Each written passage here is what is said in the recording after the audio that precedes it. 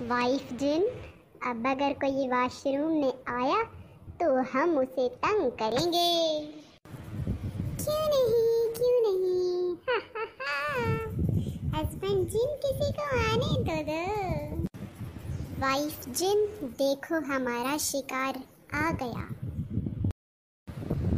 عبداللہ بھائی، کیا آپ نے بیت الخلاء میں جانے کی دعا پڑھی ہے؟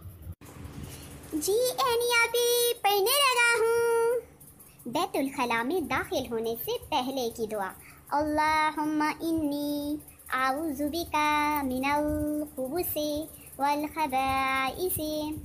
اے اللہ عز و جل، میں ناپاک جن اور جنیوں سے تیری پناہ مانگتا ہوں۔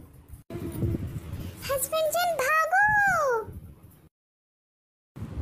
Subscribe our channel Islamic Wazaif for more videos and keep watching. Allah Hafiz.